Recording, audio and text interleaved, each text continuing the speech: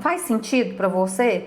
Ótimo, você come 8 ovos e acha legal, virou um tio? Ótimo! Doutora, você quer que eu cozinho com gordura de porco, com azeite, você não sabe nem como que tá o cocô.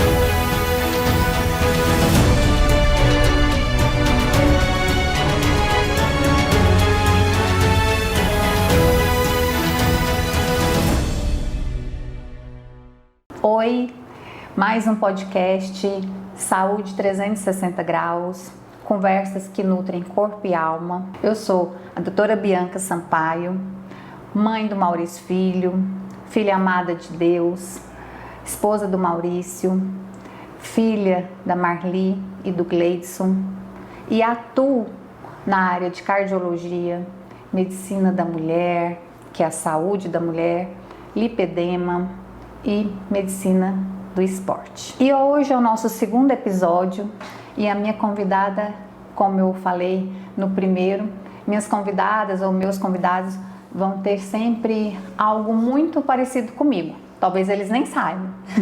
Primeiro, a minha admiração. E segundo, são os valores em que eles são firmados, que é em Deus. E é uma pessoa que eu admiro como mulher, como irmã, como nutricionista, como mãe. E essa linda é a Marina Costa. Obrigada, Marina, por ter aceito meu convite. Fala um pouquinho mais sobre você. Prazer é meu estar aqui, doutora Bianca. Meu nome é Marina, né? Como a doutora disse, nutricionista. Formei na UNB em 2021. E eu vejo isso tudo como um propósito de Deus na minha vida. Eu escolhi a nutrição, escolhi ser nutricionista por uma questão de afinidade com a área. Desde a minha infância eu estive muito próxima do mundo da alimentação como um todo, assim. Meu pai é médico, minha avó é enfermeira, minha mãe também é nutricionista. Então, estar dentro da área da saúde me aproximou da nutrição. E também porque eu sempre gostei, assim, de estar dentro de uma cozinha, de ver um processo de um alimento sendo feito, higienizado. Eu gosto muito da área de higiene dos alimentos. Então, eu cresci com isso. Sempre me foi muito ofertado frutas, verduras, comida de verdade. Cresci nesse mundo. Então, estar onde eu estou hoje, com certeza, vem lá de trás. E além disso, desse mundo do alimento em si, eu gosto muito da saúde pública, né? Meu pai também, desde sempre, trabalhou no SUS, então sempre tive essa afinidade com a saúde pública. Então eu gosto do simples bem feito. É o que está faltando. Exato. Muito modismo, muito frufru e pouca ciência. Isso. Pouca... colocar a ciência em prática. Enfim, muitos blogueiros, blogueiras, né, que ditam. Enfim, eu gosto do simples bem feito. Perfeito. E hoje nós vamos falar um pouquinho, se a gente for pensar em nutrição, né, é um caminho, como diz, que não tem volta. Né? Ainda mais que junta nós dois para conversar e para falar sobre nutrição realmente, mas pra gente, quem está aqui com a gente, sobre o que nós vamos falar hoje. Alimentar-se bem é igual longevidade. O que significa isso? Se você come direito, o simples, mas bem feito, você vai viver mais. Exato. É isso, mais ou menos. É o resumo. Não precisa mais de podcast, nós resumimos. Mas uma coisa que a gente vai falar um pouquinho é sobre a diferença de nutricionista e nutrólogo. Hoje eu atuo na área de nutrologia e muitos, né? Mas agora também eu quero uma dieta tal, você me prescreve uma dieta low carb, uma dieta hiperproteica, e eu, tipo, não sou eu que faço isso, né? É a nutricionista. Então, fala um pouquinho sobre essa diferença. Certo. O nutrólogo, ele é uma especialidade médica e tem como ênfase no diagnóstico e no tratamento de doenças relacionadas à alimentação. Isso. Já o nutricionista, ele tem como foco, claro, né, o indivíduo, mas ele atrela mais o alimento e não um diagnóstico parecer antes. A gente vem com o diagnóstico pronto. Por exemplo, a doutora me encaminha um paciente diabético, hipertenso, idoso. Eu vou simplesmente pegar o diagnóstico e montar um plano alimentar, um cardápio para esse paciente e ir acompanhando juntamente com o nutrólogo. Então, os dois caminham juntos, cada um em sua área. E isso é muito interessante, eu vejo isso no consultório, atuando nessa área. O paciente chega, ele vai falar, né? Tá acima do peso, quero perder peso, como que nós vamos abordar? Na verdade, nessa área de nutrologia, nós vamos fazer uma bioimpedância, composição corporal, tudo. E diante das dores dele, do diagnóstico dele, aí ele vai ser encaminhado para uma nutricionista que eu preciso, né? Para poder, então, de acordo com esse diagnóstico de perda de peso, por exemplo, um diabético, um hipertenso, ela montar personalizado como dizer, o que eu brigo muito, com aquele paciente, a dieta dele. Porque a gente pega, né? Tem paciente que já chega com dieta pronta, né? Que pegou do Google, né? De 1.500 calorias. Clássica. A de 1.500 calorias. Agora é o ChatGPT, que é chique. Aí já vem pronto. Aí eu falo, gente, mas aí põe lá brócolis, palmito, umas coisas assim. O paciente, primeiro, tem muitos... Anchova, esse dia eu peguei um com anchova. Falei, gente, mas... né? E cadê a vida desse paciente? Então, por isso que fala que a máquina ainda vai substituir o ser humano. Eu não acredito nisso, né? Não acredito. Tá quase, mas aí você concorda comigo que aí o paciente que eu encaminho para você, não adianta você querer passar para ele, por exemplo, um salmão ou uma lagosta, sendo que aqui a gente não tem. Primeiro, é caro, né? E segundo, o paciente nem gosta. Exatamente. Né? Então, assim, e personalizar, individualizar. Sim, exatamente. E isso eu acho importantíssimo numa dieta, até para poder ter sucesso no tratamento. Justamente. E assim, pegar todo o contexto, por exemplo, aqui no Goiás, em séries. Você vai lá e... eu gosto de comer um frango caipira. Aí eu não posso criticar. Tudo bem. De jeito nenhum. Jamais. A gente não pode assim, não, você não vai comer, você tem que tirar toda a pele desse frango e é isso mesmo, você vai comer só um peito de frango. Cadê a identidade cultural do paciente? Você simplesmente joga no lixo. Então você tem que juntar toda uma questão, é bem complexa, eu acho que na verdade não é bater um bolo, não tem uma receita assim, a gente vai pegar um quebra-cabeça e montar, e aí surge um plano alimentar, surge um acompanhamento alimentar de acordo com o histórico desse paciente, de acordo com onde ele vive, enfim, é bem complexo. O que eu gosto muito de a gente estar no interior, né, das feiras, igual você falou, da comida de verdade, da comida simples ser bem feita. Então, assim, não adianta igual chegar e vamos passar whey proteins, um absurdo, né?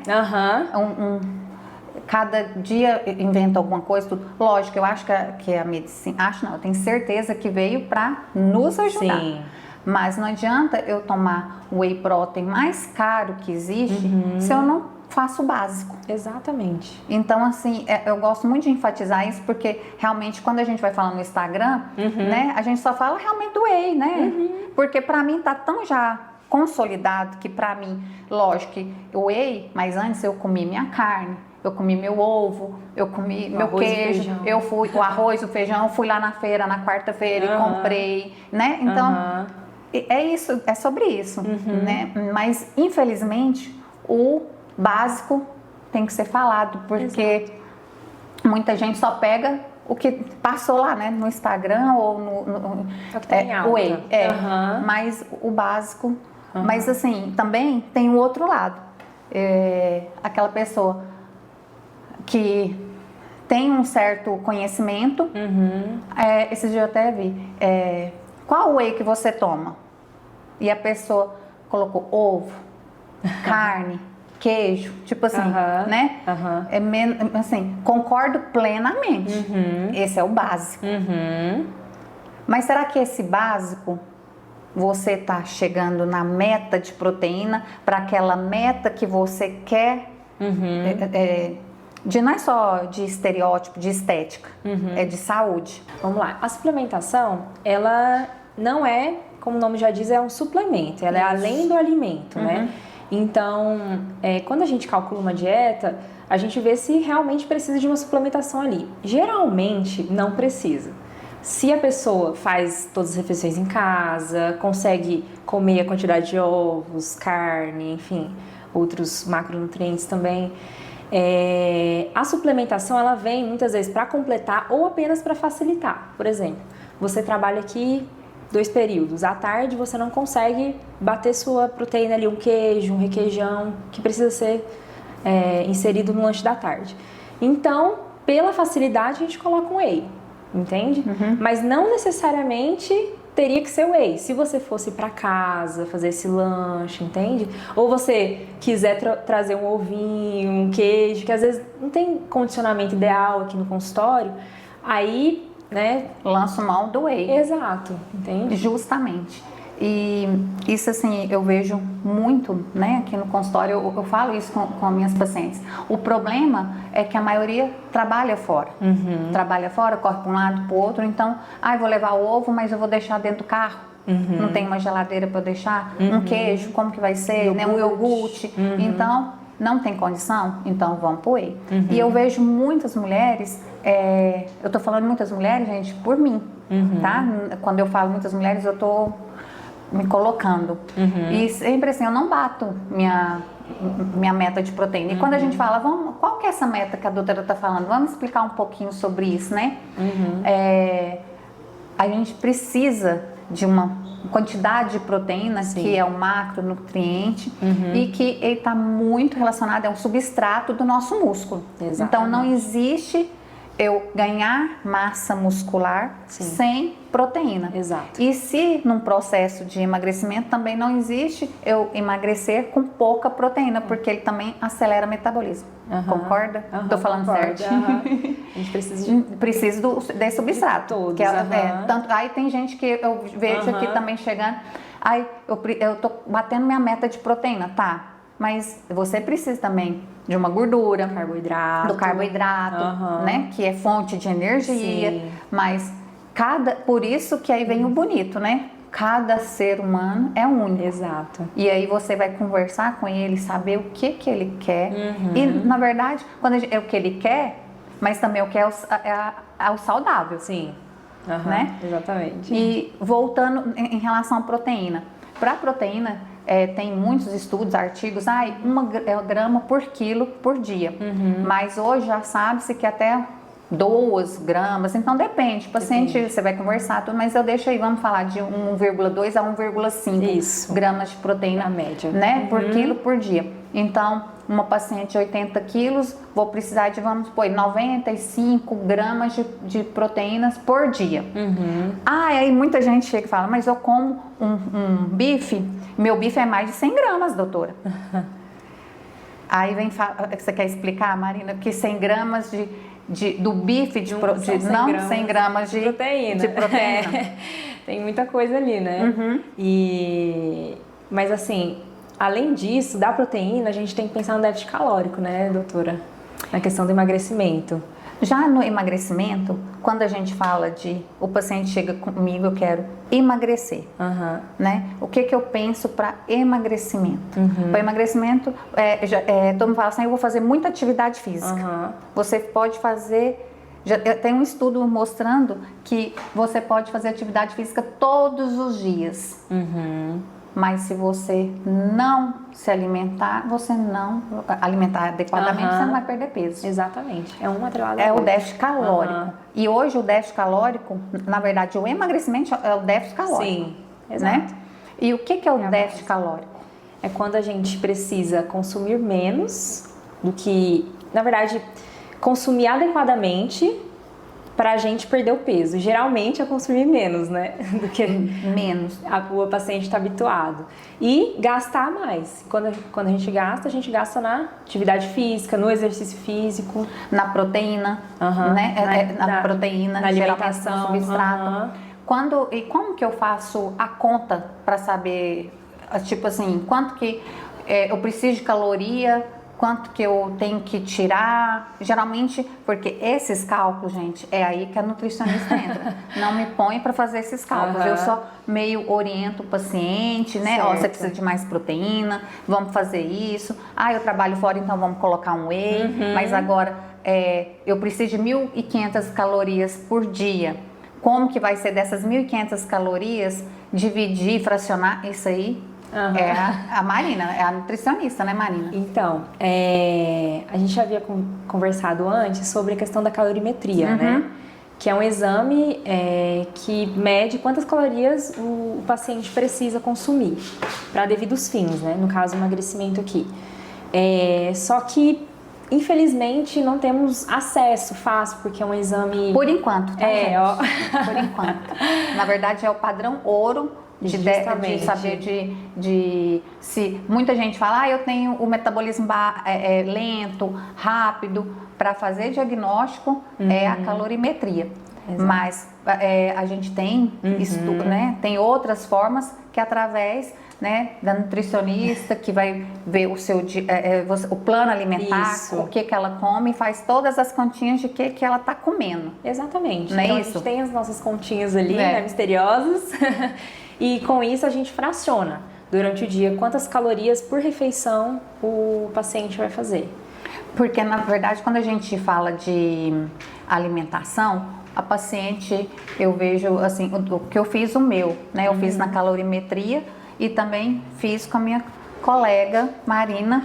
E aí a gente fez quanto que eu tô comendo por dia. Mas se eu continuar comendo, por exemplo, 1.700 calorias, eu vou continuar com esse peso. Exatamente. Né? Fazendo as mesmas atividades. Né? Agora, se eu quero emagrecer, não adianta eu continuar comendo as mesmas coisas. Justamente. Aí geralmente a gente diminui um pouquinho dessas calorias, Isso. né? Reduzindo e fracionando adequadamente para aquela paciente. Isso, e não de forma drástica. Eu trabalho assim de uma forma mais assim palpável. Então, se você hoje consome 1.700, não tem porquê de eu reduzir para 1.200. Porque é muito drástico, você vai tirar muita refeição, você pode passar fome, então a gente vai tirando de forma moderada essas calorias até a gente chegar onde a gente planejou juntamente ali no consultório. Achei interessante falar, igual a gente estava falando de déficit calórico, e o que realmente na prática, né? Eu vou falar um exemplo para elucidar realmente o quanto o alimentar-se bem, fracionado, com macronutrientes, personalizado, individualizado, é importante. Para perder 1 quilo de gordura, de peso, você precisa, o seu déficit calórico tem que ser de 7.000 calorias. O que é isso? Você precisa perder 7.000 calorias. Quando que eu perco 7.000 calorias? Só para vocês terem noção. Em uma maratona, você perde mais ou menos 3.500 calorias. Em 2 maratonas, então você perde 1 quilo. E para ganhar? Vai no McDonald's, fiz as 2 maratonas, perdi 7.000 calorias, perdi 1 quilo. Vou no McDonald's, como um combo, à noite como outro combo e no outro dia uma macarronada. Ganhei meu 1 quilo. As 2 maratonas acabou. Então, assim, realmente a atividade física é importantíssima demais, mas a alimentação é a base, né, Marina? E assim, o que eu tenho visto muito, que tem crescido, é a obesidade na faixa etária de 5 a 15 anos.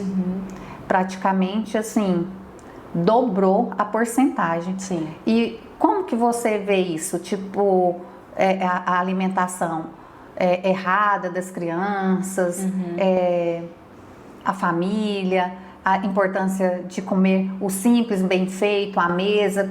Me fala um pouquinho, o que você acha? Eu acredito que a alimentação saudável vem lá da base, lá da infância. Tanto é que 2/3 das comorbidades, como a obesidade, ela surge lá na infância. Então você já vai crescendo com isso, né? E eu vejo que hábitos não saudáveis, como comer à frente da televisão, comer belisco, petisco durante o dia. Inclusive foi um estudo que eu fiz, conduzi, está publicado numa revista, e lá a gente validou um questionário alimentar de crianças de 7 a 9 anos. E eu vi que apesar da maioria dos participantes, que foram 150, viverem em família, né? Pai, mãe, avós, muitos deles faziam esses hábitos não saudáveis que a gente chamou lá no artigo. Então, isso interfere diretamente na alimentação não saudável, né? E aí acaba que vem todas as doenças, vem a obesidade, enfim, e nisso, né, hipertensão, diabetes, enfim. E comer à mesa, como você comentou, diz tudo. Além de alimentar-se, né, com comida de verdade, tem ali uma educação nutricional. Então, você vai instruindo o seu filho, sua filha a comer frutas, dar nome às frutas, aos vegetais, às hortaliças. E eu acho que esse tempo aí, igual você está falando, linkando com o nosso lado espiritual, de valores, é importantíssimo. O comer à mesa, você está ali não só alimentando o seu corpo, mas também sua alma. Exatamente. É a hora que você conversa com seu filho, olhando olho no olho, como que foi na escola, as dores, né? Perfeito. E ali você pega algumas coisas que no seu dia a dia você não vai pegar, né? E assim... Isso tudo. E muita gente hoje tem a fome hedônica, né? Que a gente come o quê? Emoção. Sim. E aí vem quantas coisas lá de criança, né? Aí vai vendo. Eu vou comer minha raiva, eu vou comer minha frustração, meu medo, o abandono, a ausência dos pais, né? E aquilo ali eu vou me alimentando, a minha emoção. E meu corpo vai respondendo. Então, e aí por isso que nesse dado aqui, de 1990 até 2022, quadruplicou, não foi duplicou não, falei errado, quadruplicou os casos de obesidade de 5 a 19 anos. E isso vem alimentar fora da mesa, né, na televisão, no celular, fora de casa, é a vida corrida, mas também eu acho que é o olhar mais pro outro do que para si. Exato. Né?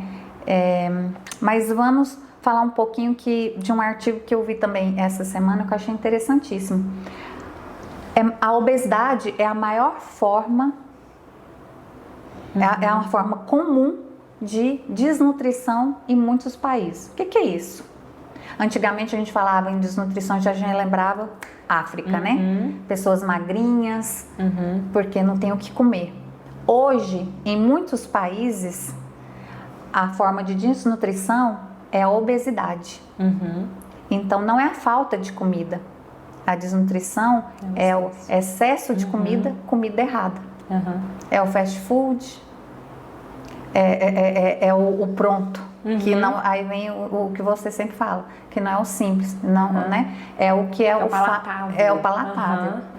E isso tem acarretado doenças também, né? Com certeza. E hoje, por isso que quando a gente fala em obesidade já foi, esse ano de 2024, a obesidade é a causa de 13 cânceres já estudados. Então, eu até peguei um paciente essa semana, acho que foi ontem.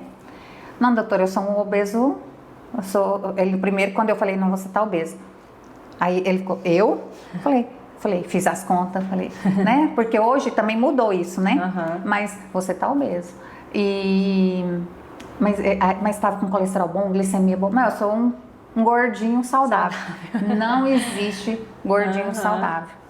Porque, primeiro, a obesidade é a inflamação obesidade né, é também maior chance de câncer. É um corpo totalmente inflamado. Por mais que eu consiga fazer atividade física, eu faço isso, eu faço aquilo, eu estou bem, mas suas células estão gritando que não está bem. Não é verdade? Com certeza. Em janeiro saiu um artigo que agora ainda não bateram o martelo, mas igual quando chega o paciente, eu estou acima do peso, estou obeso grau 1, grau 2, era tudo pelo IMC, né? Índice de massa corpórea. Altura sobre peso ao quadrado. Acima de 25, sobrepeso. Acima de 30, obesidade grau 1, né?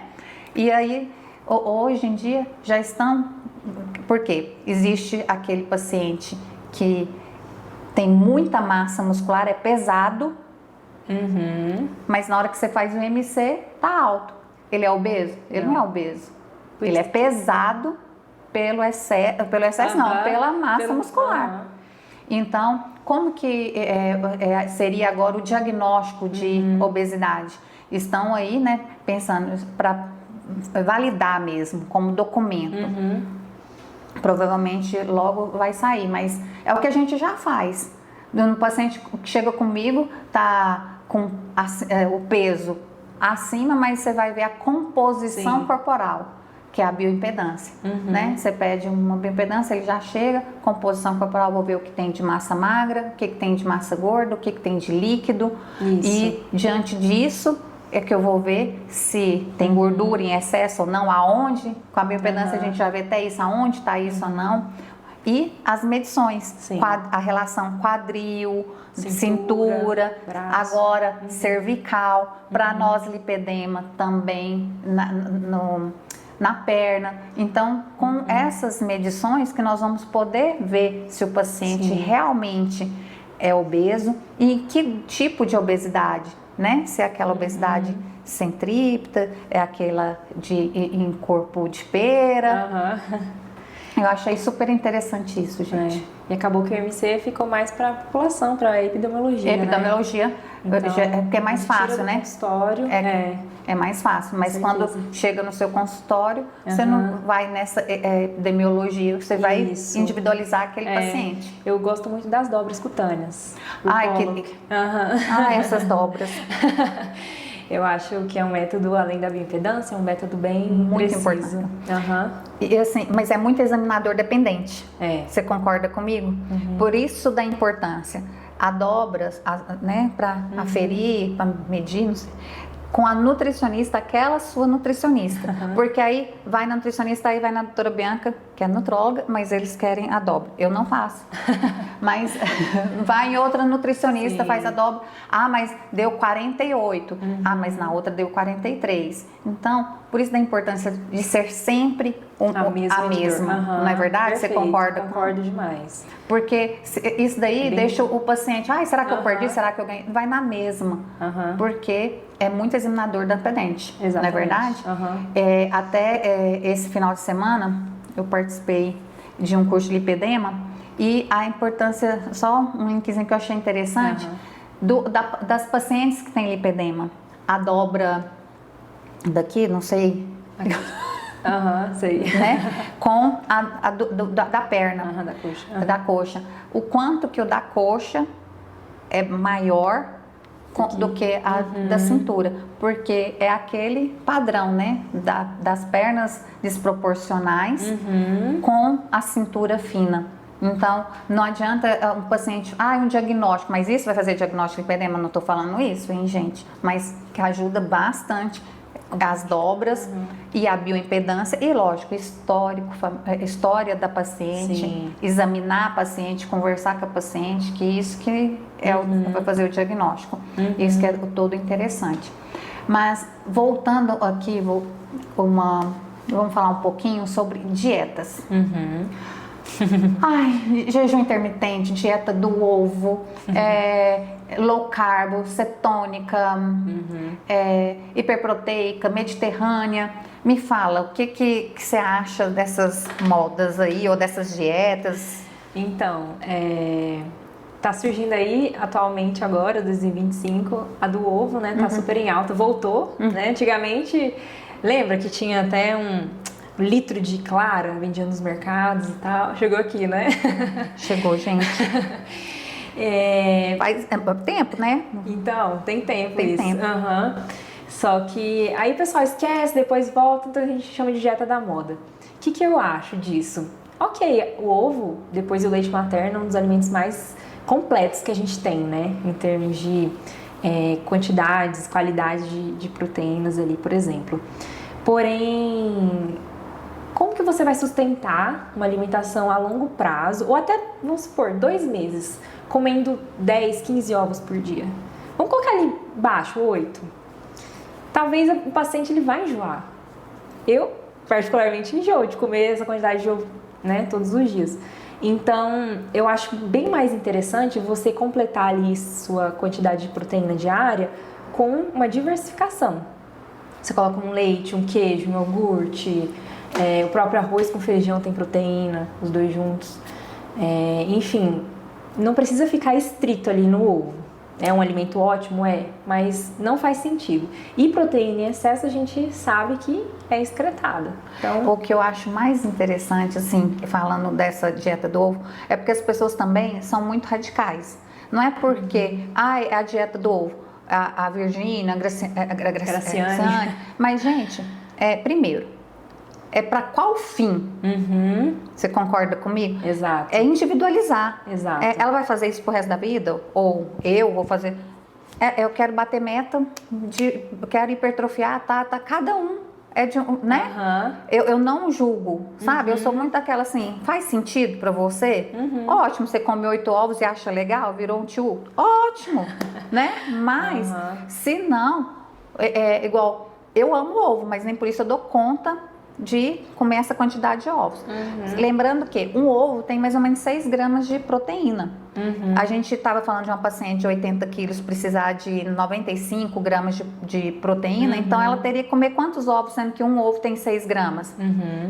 Então, aí, pelo menos uns 20 ovos, né? Então, não é só bater metas, ficar com essa coisa tão assim, vou bater meta, é ovo. Não, tem outras possibilidades. Exato. E o que eu achei mais interessante também, que eu acho que é bem a gente falar, precisa a diversidade.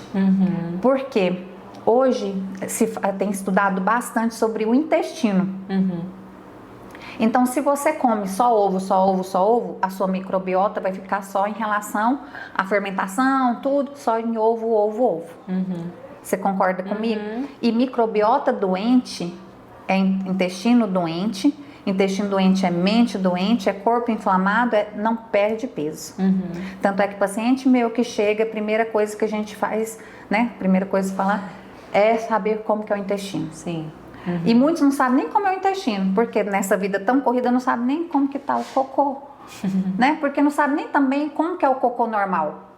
Vamos pelo básico, o básico precisa ser dito. Exatamente. Né? Então, assim, como que é o cocô?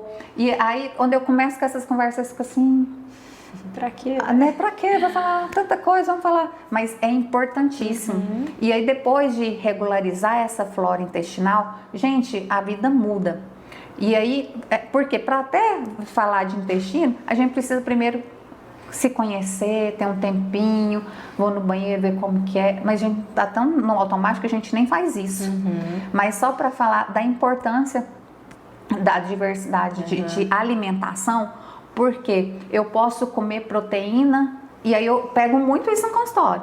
O paciente faz direitinho, bate meta, tá, mas não emagrece. E aí vai conversar, não, eu tô comendo ovo e queijo. Não diversifica. Se você não diversifica, seu intestino tá inflamado e não emagrece. Você concorda comigo nisso daí também? Então, e eu posso até acrescentar na sua fala, a questão, por exemplo, da intolerância à lactose. Justamente. Muitas vezes o paciente, tô com desconforto e tal, mas quando você vai ver, tem um tempo que ele não toma um leite, não come um queijo, um iogurte, e aí a lactase ela vai parando de ser produzida, né? Então vem ali aquele alimento e ele tem aquele desconforto. Então é interessante você não parar de diversificar, como você mencionou, para não ter esse problema de intolerância à lactose, por exemplo, lá na sua vida adulta ou mais sênior, né? Justamente. E isso daí, o que você falou, é muito importante. Porque em relação à intolerância, hoje em dia todo mundo tem intolerância à lactose, todo mundo tem intolerância a glúten. Mas como que eu trato isso, né? Como que é isso? Primeira coisa, a gente ficaria um podcast inteiro só para falar de intestino. Gente, eu amo falar de intestino, porque, eu vivenciei muito isso. E realmente, enquanto você não se conhece, e não estou falando só de exames caros, porque hoje a gente tem uma gama de exames, né, que vai ver qual que são os seus lactobacilos, tudo, mas não adianta eu pedir o exame mais caro sem você conversar com o seu paciente, sem buscar, né, dados e colher realmente uma história aí direitinho dele. Mas como você falou, precisa realmente dessa, eu parei de comer. Não é parar de comer, depois você vai introduzindo aos poucos, vai vendo como que vai reagindo. Você concorda comigo? É desse jeito mesmo. Igual até o tratamento eu gosto de falar de lipedema, né, gente? Ai, vocês me desculpem, tá? Mas de lipedema é justamente isso. A gente tira e depois a gente vai voltando. Ai, voltei, por exemplo, com lactose, né? Com leite, derivados. E aí eu senti tudo. Aí a gente vai diminuindo, é a prova, né? A gente fala prova terapêutica. Prova terapêutica, isso mesmo. E é isso. Não, e não já passar para um paciente as enzimas digestivas, né? Sem pelo menos entender testar um pouquinho e testar. Mas isso daí nós vamos falar muitos outros podcasts sobre isso, gente. Aguardem, são muitas. É porque é muita coisa. A gente fala, geralmente as pessoas falam, nutrição. É lindo, porque é muita coisa, né? Envolve um leque. Porque se a gente for falar aqui, a gente vai falar de sono, a gente vai falar de intestino, a gente vai falar de hormônio, a gente vai falar de atividade física, de comida, e como que é feito, né? E aí o azeite ou gordura de porco, é tudo, assim, é muita coisa. Mas, assim, no seu dia a dia, o paciente chega e fala, doutora, você quer que eu cozinho com gordura de porco, com azeite ou com óleo de soja? O que você orienta? Eu oriento em primeiro lugar, que é o top 1, é o azeite extra virgem. Em segundo lugar, um azeite virgem, aquele geralmente vermelhinho do mercado. Terceiro lugar... Esse segundo seria aquele tipo Maria? Que é o composto ou não é o composto? Não, ele é o virgem, sem ser o composto. O composto. É a da porcentagem. Isso. O composto, eu já coloco ali junto com o óleo de soja, óleo de canola, girassol, que é uma gordura insaturada. Ela é uma gordura boa, assim, né? Melhor do que a saturada. A saturada. Questões de colesterol, essas coisas, né? E em último lugar, a gordura de porco. Eu sou quase crucificada aqui no interior. Ai, gente. Mas assim, não é excluir da sua vida, é evitar. Ai, Senhor. Tá vendo por que eu não faço as dietas? Que a gente sabe dessas coisas. Mas aí... Exclui não. Só assim, o arrozinho você faz com azeite, feijãozinho, azeite. Aí, no final de semana, fazer uma galinha caipira, usa gordura de porco, então. Gente. Entendeu? Aí a gordura na lata, né? Aquela carne de porco na lata. Nossa, é bom. Mas aí eu sempre brinco com meus pacientes. Tudo pode. Exato. Né? Não vou deixar de comer a minha carne de lata, né? Minha picanha. É a frequência, a constância, né? Exato. E o que eu faço? Eu falo, você gosta do final de semana? Você faz isso. Mas aí, cuidado com chutar o balde. Fazer no final de semana... Não, né? Você concorda comigo? Eu comer uma picanha, tá, no almoço do sábado, mas não é no domingo, não é no sábado à noite, não é o final de semana inteiro. E fazer alguns ajustes, você concorda comigo? E ter uma moderação no final de semana também, né? Você dá uma liberada ali com moderação e na segunda-feira você já volta ali com o seu grelhado, com o seu azeite, né, na comida. Bastante salada, bastante fruta, bastante água. Água, hidratar. Marina, caminhando para o final, me fala, para ter uma alimentação saudável, o que você sugere? Mediante tudo que a gente conversou aqui, eu vejo que a gente tem que ter 2 pontos ali para caminharmos a longo prazo com a alimentação, que é a priorização. Então a gente tem que priorizar a alimentação saudável, priorizar fazer daquilo dar a devida importância à alimentação e não deixar assim, tá chegando perto do almoço, hoje não vou fazer nada não, vou ali almoçar no restaurante. E acaba o restaurante, né, às vezes é bem gorduroso e tal. Enfim, é priorizar comer bem, para que então tenhamos longevidade, né? E a organização também é um ponto fundamental, na minha opinião, porque se você não organiza o que você vai comer durante a semana, se você não faz um cardápio bem definido, se você não faz a compra devida, né? Compra os alimentos corretos, acaba que de última hora você vai lá e compra um miojo, uma coisa prática, uma lasanha congelada, enfim, alguma coisa que é mais prática, mas não é saudável. Então, para mim, priorizar e organizar, definir... Importantíssimo isso, né? Isso aí. Que tipo, priorizar e organizar está relacionado com o quê? Qualidade de vida e autocuidado. Exato. A gente tem tanto tempo no celular, tanto tempo... Conversas desnecessárias, vamos falar assim, que se você for olhar no seu celular quanto tempo você está ficando, lá tem o tempo, em média, se você colocasse lá 1 hora para você ter o tempo para fazer o almoço, ou a janta, ou um lanche com a sua família, a mesa, tudo, isso é prioridade, né? E não, aí volta tudo que a gente falou, não é só alimentar corpo, mas também alma. Se deixar, gente, eu vou falando, mas... Adorei, Marina, esse tempo que a gente conversou um pouquinho. Tenho certeza que vocês também. Nutrição, comida, eu adoro, deu para perceber. Se deixar, a gente fica aqui. São vários podcasts, nós vamos ter essas oportunidades. Mas eu queria agradecer por você ter vindo, ter se dedicado o seu tempo, né, aqui com a gente, orientado. Essa fala sua, né, do simples ser feito, para mim ficou, né? O insight para mim é esse, e a organização e a priorizar a nossa alimentação. Obrigada, mas antes disso eu queria te perguntar, o podcast Saúde 360 Graus, conversas que nutrem corpo e alma. O que, se fosse para você deixar alguma, né? Alguma mensagem para quem está ouvindo a gente, o que você ia falar?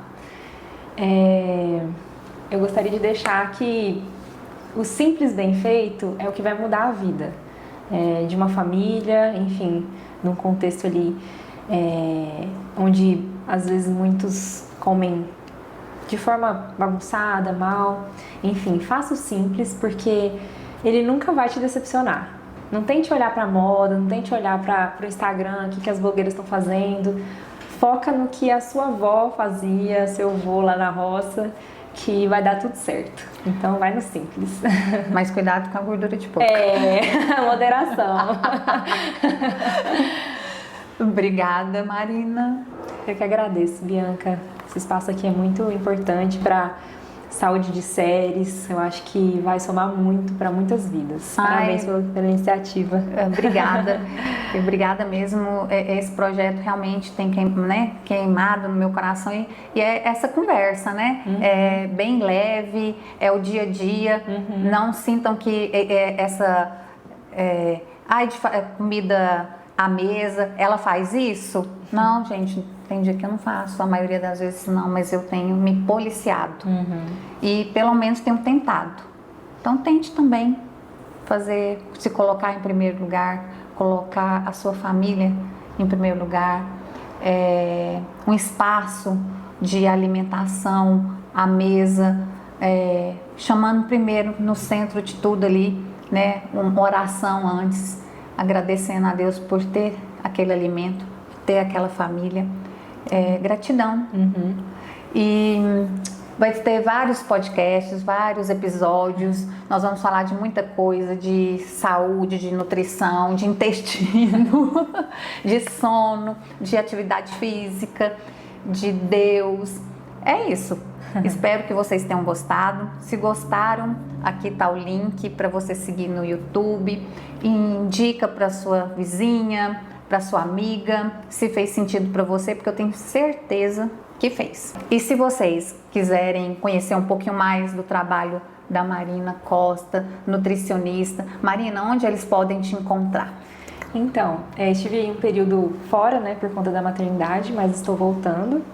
E me seguem lá no Instagram, @nutricionista_marina_costa, que lá eu vou passar todas as informações do meu retorno e outras dicas também. Eu sempre estou organizando para postar para vocês. E é isso. Então vamos seguir.